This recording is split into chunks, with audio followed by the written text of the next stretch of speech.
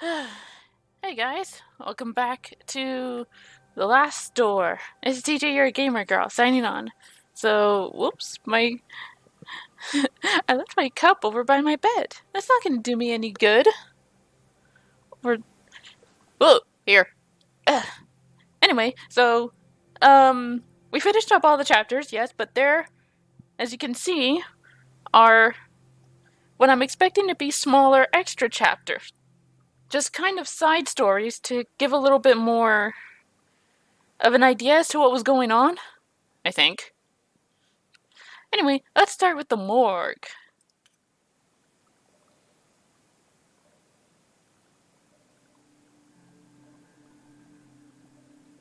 And we're just kind of thrown in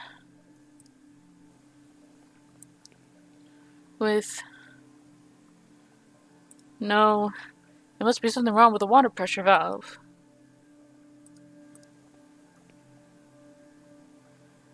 Here I have the police and medical report. The latter is still blank. According to the police, the deceased's name is Father Ernest Glynn. The man immolated himself. Oh boy. We will see if the police report is right. Good lord, what a mess. Okay, the skin is all scorched. Cause of death is probably shock caused by the sudden burns. Horrible way of passing. What could lead a man of God to commit such an act? You don't want to know! All that remains is to file the medical report so he can receive the proper treatment a fine gentleman deserves. Alright, so nothing else to do here. Then why did I grab the...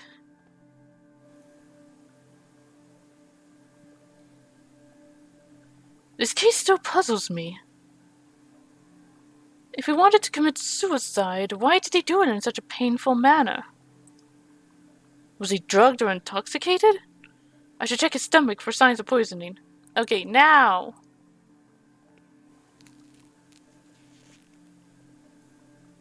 Alright, the stomach looks fine on the outside. Now I should cut it open to check its contents. So that we scalpel it again. What is this? There's something strange in here. Looks like a piece of... Have you been eating paper again? Damn it, Ernest! We told you that was bad for you. Pincer. Why does it sound like we're pouring some sort of liquid? Tis a note. Ernest Glynn, Jeremiah David Alexander Dean, whatever that last name is, I don't know what it... A crumpled note with 4 names. One of them is crossed out. I think I should inform the inspector immediately.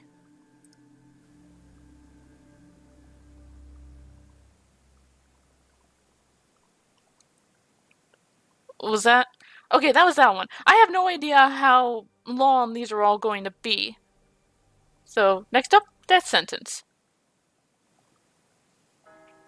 Francis Baldwin. After being certified of your guilt by a peer jury, we find you guilty of the wicked and violent murders of 14 innocent and sick people. Because of this sentence, I am hereby authorized to execute you at this very moment by hanging to death in the sight of God. Would you like to make a final statement before we proceed? Why will you say that I am mad? You should have seen how mercifully I proceeded. With what love? Oh, this is that. I saved them, I released them, now they are in a better place. This is the crazy guy from the school. Do you still believe I am mad? I'm not even gonna try a Scottish accent this time around.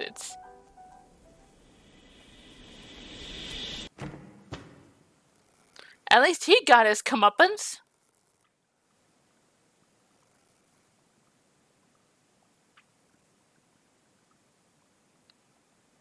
Okay, wander in the fog.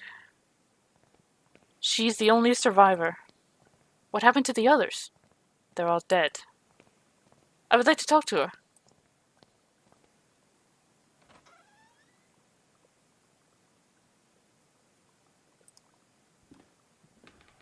Good afternoon.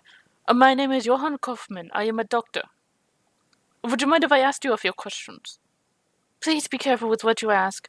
Miss Parnell's state is delicate. I am perfectly fine and am able to talk, sister. Thanks for your consideration. Now, doctor, I understand you want me to repeat my story. I would be thankful to hear it indeed. I'll stay outside if you need me. I am a sane woman, doctor, in complete control of my mind and reason. You do not dare to question it. I certainly wouldn't. Then I will commence. I woke up in the dark. The room was small, so narrow that I could touch the wooden walls just by raising my elbows.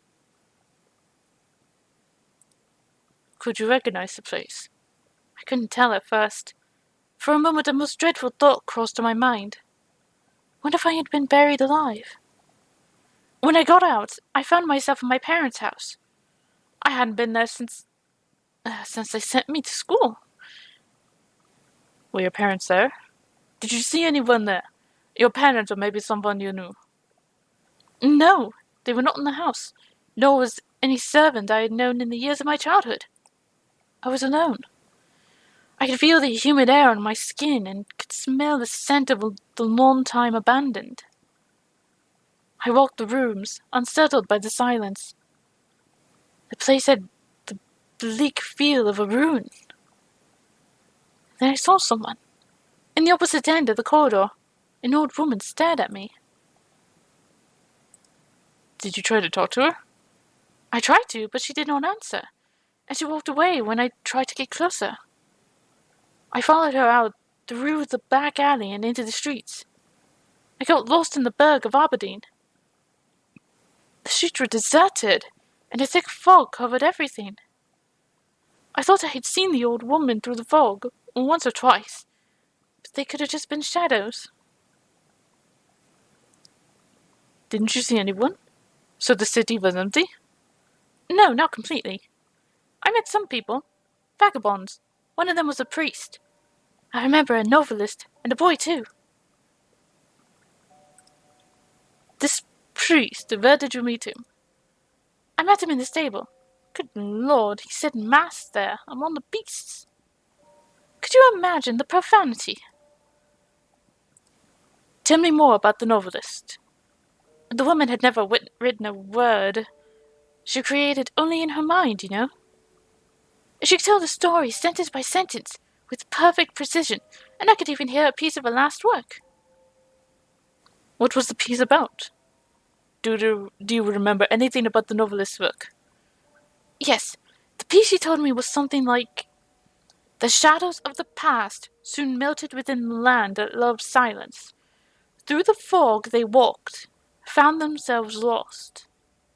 Hoping for a sign from their gods, they set camp on the beach, where thirsty birds awaited to meet their crowned." So the boy, what about him? I came across an abandoned carriage. The horse was long dead, its bones still harnessed to the cart. There was a young man petting the carcass of the animal. Could you talk to this young man? Excuse me, sorry.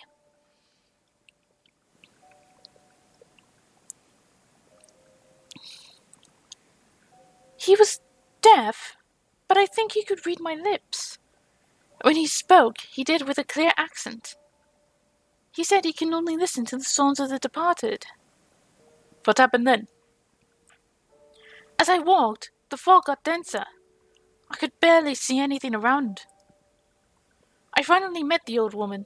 She didn't say a thing, but gave me a cardboard card. Then she left. She gave you a playing card. It was one of those used to tell fortune. There was a drawing on it of a veiled person holding a lamp. Then the mist seemed to clear out and I could finally see. What could you see? A barren land, bathed by roaring waves. There were thousands of birds. And then I realized there was something else. What was it? It was there. It looked at me. The burning dark inside, the shaking, the scream. That vision. That I cannot understand. What is it, Doctor? Have I finally lost my strength of mind? I believe your story. I believe you. I'm sure that what you lived was real. But I'm afraid that I currently lack any proof that can confirm your account. I'm sorry. I should leave. Thank you for your time. Wait, Doctor, I have something else to say. When I first woke up here, there was something beside me. Would this be enough proof? It looks like a tarot card. The card she was given. Alright, finally, Beechworth's Wake. Oh dear. Well. I knew it would come to this. Your father was a terrible mess of a man. I am only grateful that he brought you to our home. Soon enough, not long after you were born, I hold no doubt that you will learn from his bad example and grow up to be a righteous gentleman. What could there be greater than the efforts of mortals to rise from their miserable condition?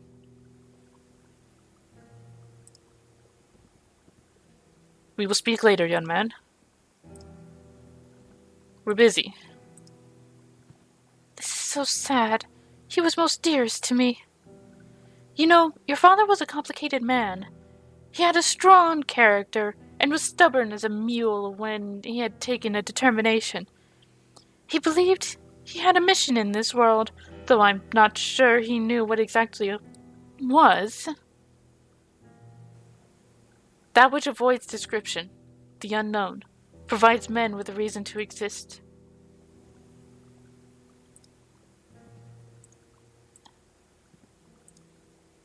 Fine.